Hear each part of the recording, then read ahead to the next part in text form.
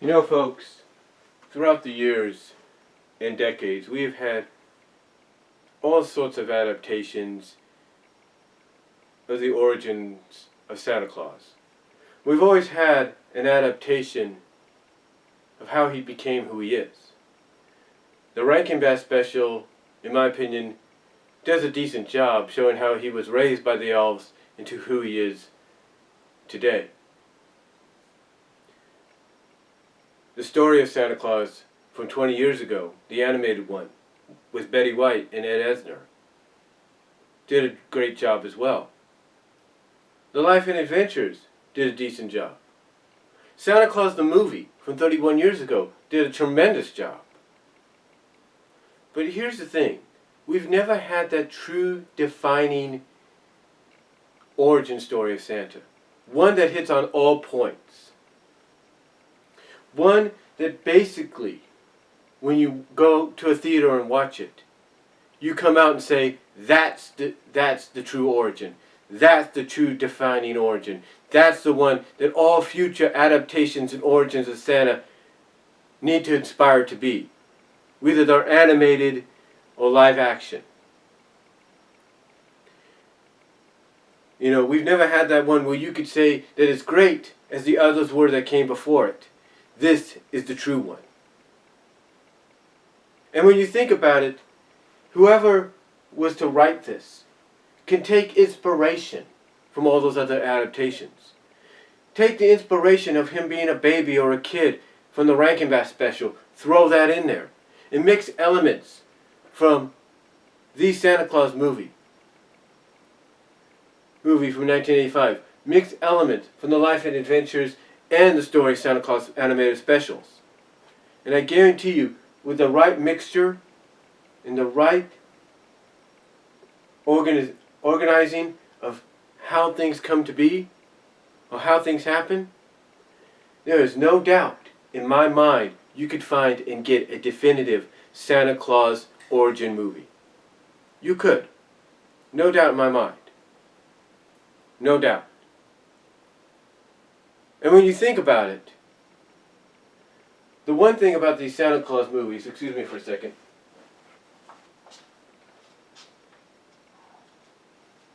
The one thing, just checking on something. The one thing about these Santa Claus movies is we never got a true defining timepiece out of it. Like, what time period did the whole Santa Claus thing start? What century, decade, year? We never got those. You might say Santa Claus the movie was the closest, and it was. But was it really? You see, we never got those true, definitive time period as to when this happened. Me, honestly, if I was to come up with something like it, I would put it right in the beginning of the 1800s. Right when he's about 5 years old. Where he starts showing signs of giving to people less fortunate. You know, where he starts maybe throw in the whole wood carving deal from the movies and the animated specials. When he starts wood carving these special little toys and figures, and he gives them away to not just other kids but grown-ups. Throw that in. And I guarantee you, you will get a definitive time period as to when this whole story of Santa began. Because if you can set it in a defining time period, you could truly make Santa, and cover the kids' ears for this for a second, folks. You could truly, you got them covered?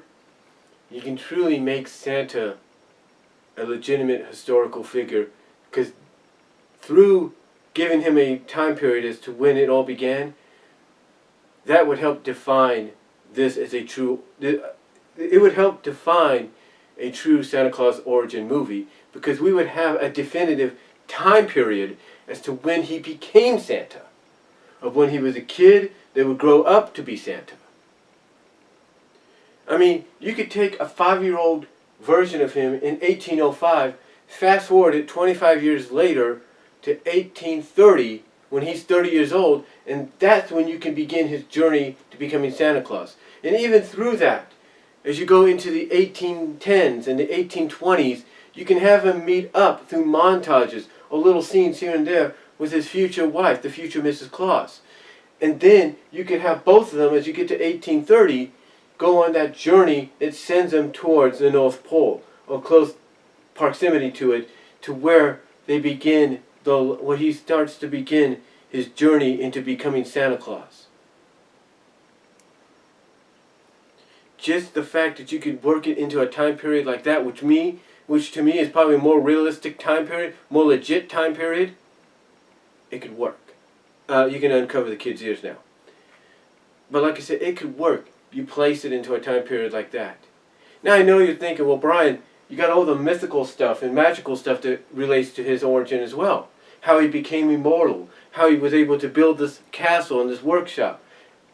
I get that. And you can you can add those elements in too.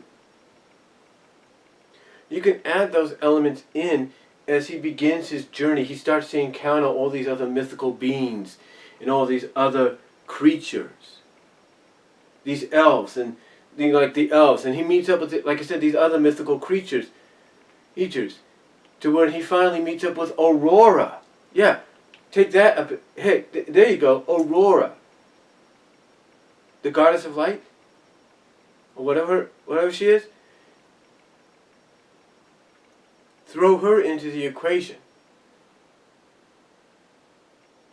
Make her an important piece to how he becomes Santa Claus, because she herself would have the power to make him immortal. And maybe even hint that she may be passing on her powers to him, that he may be the one she passes the powers on.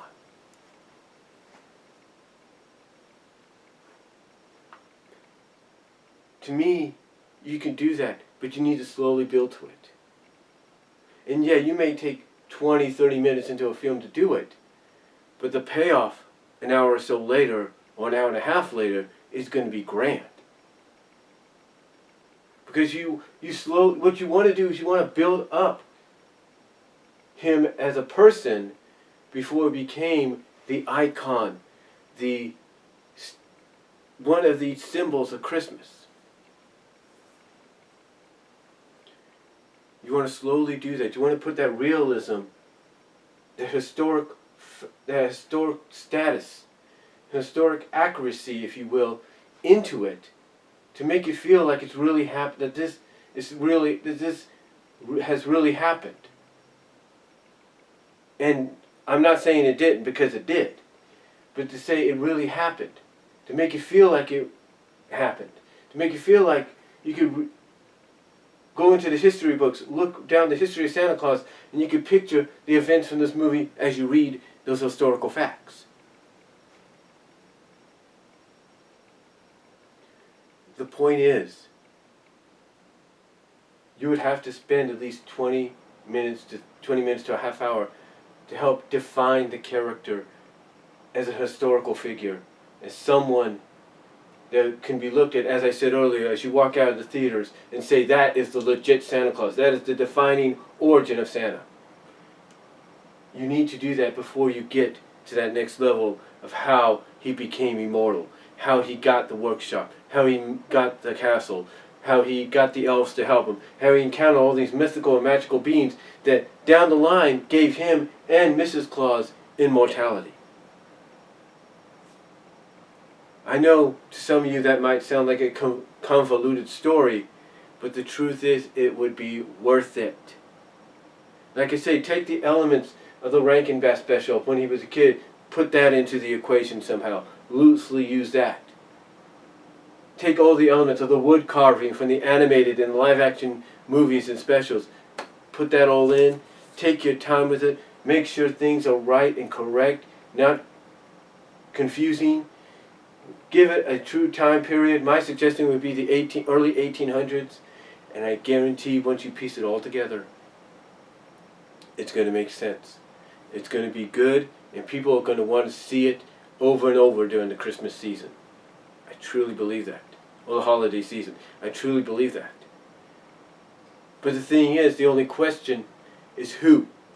Who's going to screen it? Who's going to write the script for it? Because there's many, many names out there that are qualified to do it. Many top-notch script writers, screenwriters, story writers that have won Academy Awards and Golden Globes, who put on blockbuster films, historically and not historically, that are capable and eligible enough to do this. And then you take a look at the studios who might distribute it. You've got Warner Brothers, you've got Disney, you've got Universal, you've got Lionsgate. You've got all these choices.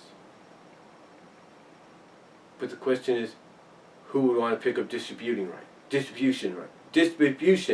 rights, I should say, easy for me to say, to release this film? That would be the question. Those are the questions. Who wants to come out qualified enough to write it and bring it to life, and what studio would want to distribute it to theaters? But to me, all that needs to happen. Those two major pieces of the puzzle, the script writing needs to happen, but the major piece of the puzzle is getting someone out there, not just me, I'm just suggesting, I'm just saying, but someone out there to truly make this happen. Because we truly need, whether you agree with it or not, a definitive Santa Claus origin story. The one that will basically set the bar for any other adaptation of his origin to come. That's all I'm going to say, folks. But you let me know what you think. Let me know what you think down below. Comment if you like. But I believe the time is now. The time has come for us to have a definitive Santa Claus origin story that touches on all cylinders. It's on all cylinders, touches on all bases, on all points. It really makes us say, as we walk out of that theater or drive out of that drive-in, that is the definitive origin of Santa that everybody,